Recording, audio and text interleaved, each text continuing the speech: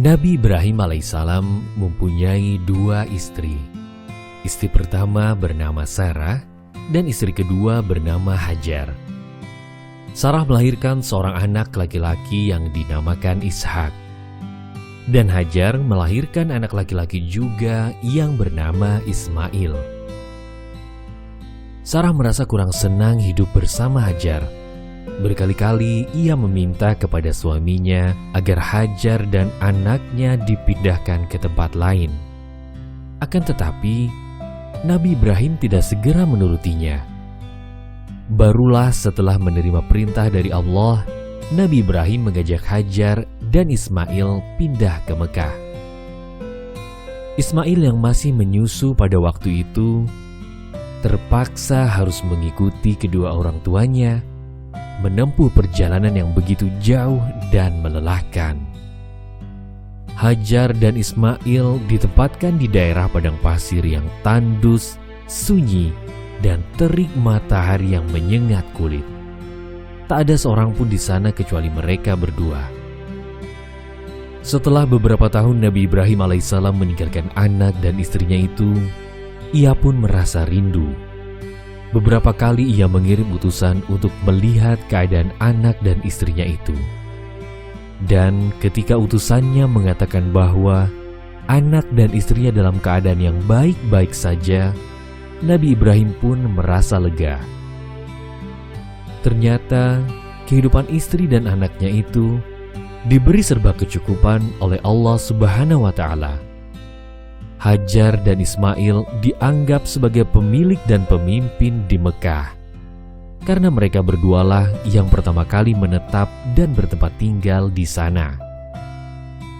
Demikianlah Nabi Ibrahim tidak dapat menahan kerinduannya. Ia pun berangkat ke Mekah dan bertemu dengan Hajar dan Ismail di padang Arafah. Anak dan istrinya itu sedang mengembalakan hewan ternak yang cukup banyak. Dan dalam perjalanan pulang ke Mekah setelah menggembalakan ternak, mereka beristirahat di Musdalifah karena kelelahan dan akhirnya mereka tertidur. Dalam tidurnya yang sebentar itu, Nabi Ibrahim alaihissalam mendapat wahyu melalui mimpinya. Ia diperintahkan oleh Allah untuk menyembelih Ismail, anak kesayangannya itu harus dikurbankan sebagai bukti patuhnya Nabi Ibrahim terhadap Tuhannya. Seketika itu juga Nabi Ibrahim terkejut dan berdebar-debar. Tampak begitu beratnya ujian kali ini. Ia pun akhirnya menguatkan hati demi rasa cintanya yang lebih besar kepada Allah Subhanahu wa Ta'ala. Ia juga pada akhirnya memberitahukan mimpi itu kepada Ismail. "Wahai anakku Ismail, dalam mimpi aku diperintahkan oleh Allah untuk menyerahkanmu sebagai kurban. Dan aku harus menyembelihmu. Bagaimana pendapatmu, wahai anakku?" kata Ibrahim. Ismail pun menjawab, "Wahai ayah, sekiranya itu perintah Allah, maka laksanakanlah apa yang telah diperintahkannya kepadamu. Aku akan tetap sabar dan ikhlas menerima cobaan ini." Dikisahkan iblis berusaha merintangi perintah Allah kepada Nabi Ibrahim. Berkali-kali iblis membujuk Nabi Ibrahim agar tidak melaksanakan perintah itu. Namun, Nabi Ibrahim tetap melaksanakan perintah Allah, dan godaan iblis yang begitu dahsyatnya tak akan mampu meruntuhkan ketaatan Nabi Ibrahim kepada Allah. Nabi Ibrahim membawa Ismail ke atas bukit. Di sana Ismail mengenakan kain penutup mata dan pedang tajam pun sudah dipersiapkan. Ketika pedang itu sudah berada di leher Ismail, tiba-tiba tubuh Ismail pun diganti dengan seekor kambing yang gemuk oleh malaikat Jibril.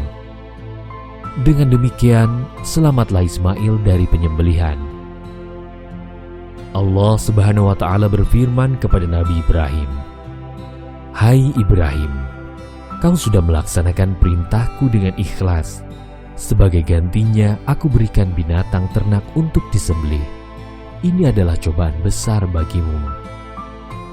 Peristiwa itu terjadi pada tanggal 10 Zulhijjah di Mina. Dan sampai sekarang, dirayakan seluruh umat muslim sebagai Hari Raya Idul Adha. Dan umat muslim yang melaksanakan ibadah haji juga dapat melaksanakan kurban di Mina sebagai penghormatan atas Nabi Ibrahim alaihissalam.